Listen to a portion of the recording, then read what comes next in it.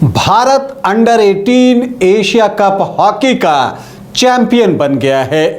Final में उसने मेजबान जापान को शिकस्त दी।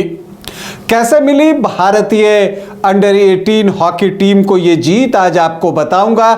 लेकिन पहले बता दूं कि आप देख रहे हैं न्यूज बाइस्कोप और मैं हूं राकेश रंजन।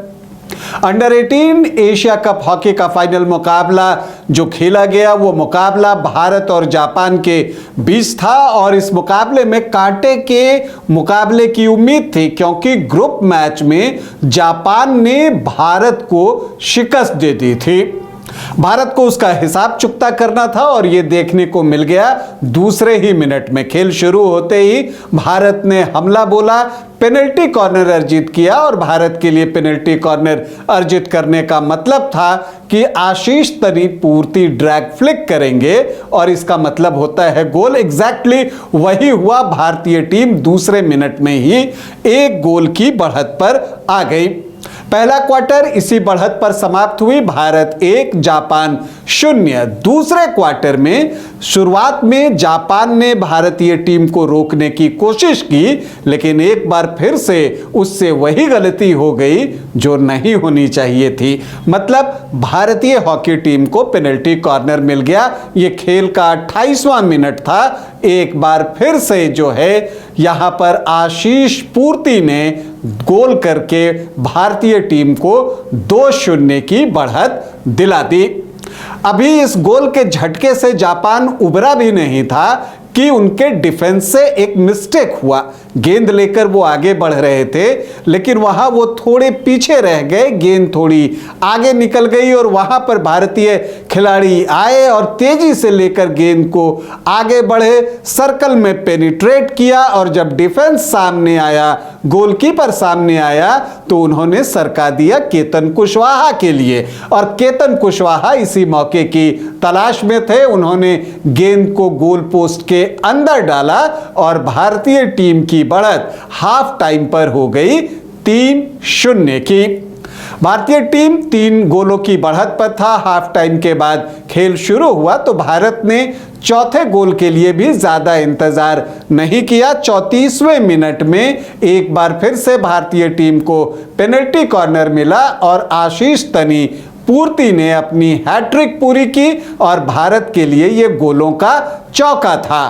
तो भारतीय टीम 4-0 से आगे हो गई।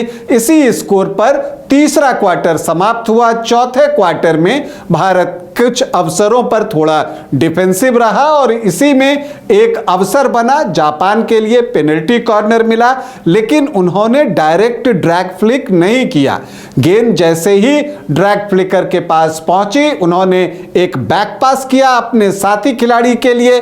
वो अनमार्क थे, उन्होंने एक जबरदस्त शॉट लगाया और जापान के लिए इस मैच का एकमात्र गोल किया। स्कोर हो गया भारत 4 जापान 1। उसके बाद बाकी बचे 8 मिनटों तक जापान कोशिश करता रहा। उसने अपने गोलकीपर तक को बाहर बिठा दिया ताकि वो और अटैक कर सके, लेकिन भारतीय डिफेंस को वो भेद नहीं सका। और जब फाइनल हुटर बजा तो स्कोर बोर्ड दिखा रहा था भारत 4 जापान 1, जो ये बात बता रहा था कि भारत अंडर 18 एशिया कप का चैंपियन बन गया है। भारतीय अंडर 18 हॉकी टीम को हमारी ढेर सारी शुभकामनाएं और बधाई। इस टीम के कुछ खिलाड़ी ऐसे हैं जो आगे चलकर भारतीय सीनियर टीम में भी जो है अपनी भागीदारी निभाएंगे।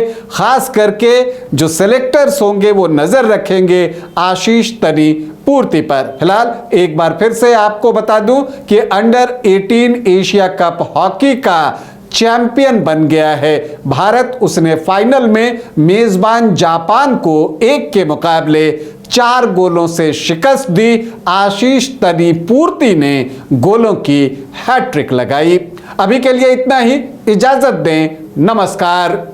क्रिकेट के विश्व मंच पर छा रही हैं रांची की प्रतिभाएं।